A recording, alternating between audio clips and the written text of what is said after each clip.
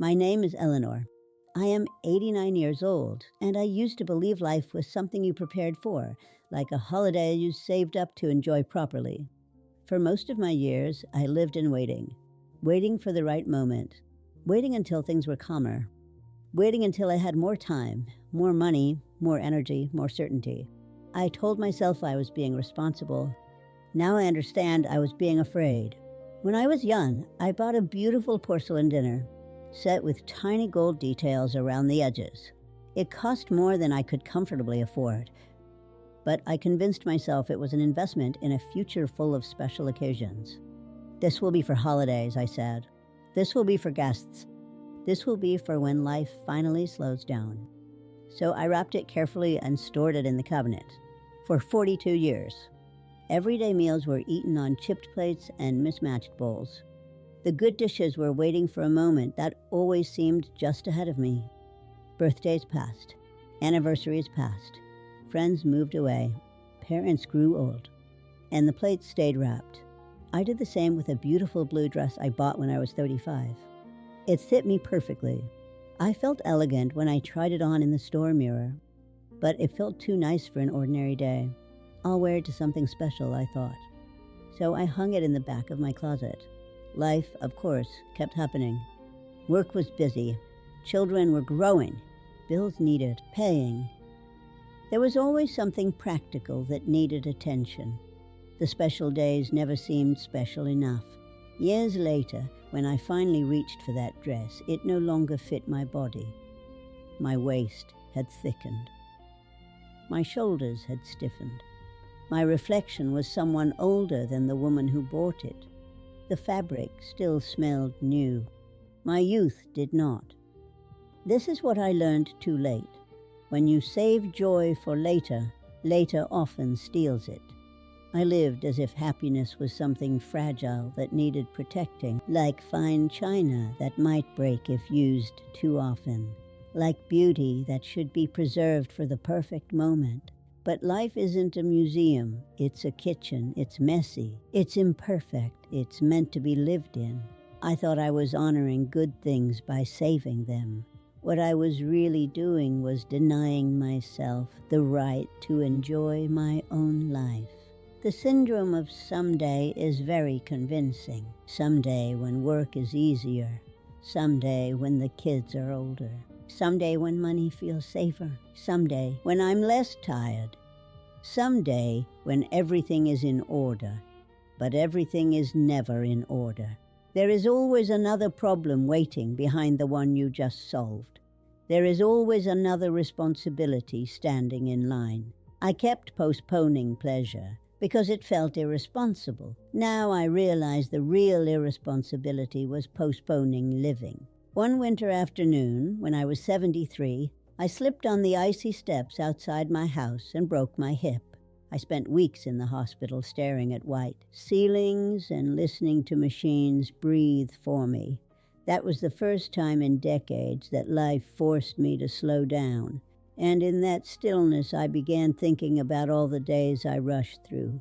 All the mornings I drank cheap coffee from a chipped mug while the beautiful cup sat untouched. All the evenings I saved the good candles for company that never came. All the clothes I wore only when they were already outdated. I realized something that hurt deeply. I had been living as if I were a guest in my own life, waiting for the real event to begin.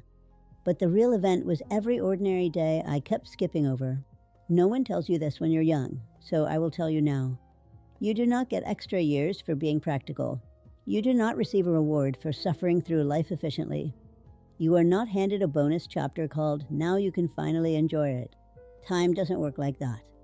It moves forward quietly while you're busy preparing. The body changes, people leave, opportunities pass.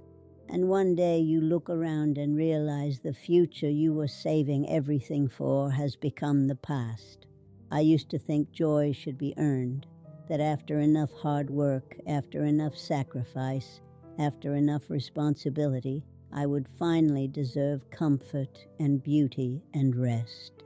But joy is not a paycheck. It is not a prize at the end of struggle. It is part of living itself. The tea tastes better in the nice cup. The meal feels warmer on the pretty plate. The day feels brighter when you wear something that makes you feel beautiful. These things are not luxuries. They're reminders that life is happening now. When my husband was alive, we talked often about traveling someday. We saved brochures. We circled destinations. We planned routes we never took. There was always one more bill to pay first. One more year to wait. Then one morning he didn't wake up, and all those someday trips became nowhere. I would give anything for one ordinary afternoon, walking with him down a street we never saw.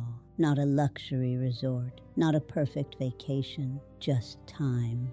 The cruel trick of postponed living is that it convinces you you're being smart. But in reality, you are slowly trading experiences for intentions. You are collecting plans instead of memories. You are storing happiness like unopened boxes in an attic until one day you're too old to climb the stairs.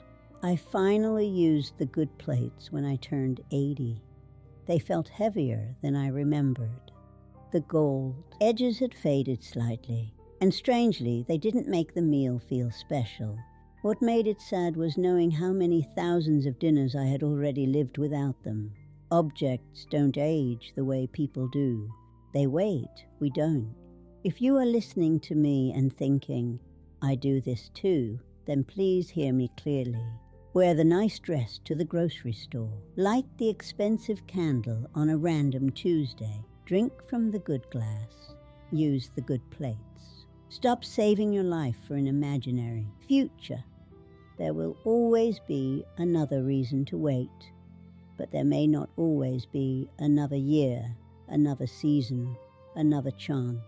The ordinary day you are living right now is what your older self will miss most. Not the big events, not the milestones, the quiet mornings, the simple meals, the casual laughter, the moments you rush through trying to get to something better. This is the better. Life is not a rehearsal. There is no later performance where everything finally becomes meaningful. Meaning is built in the small present moments you allow yourself to enjoy. I used to think growing old would come with wisdom like a gift. It doesn't.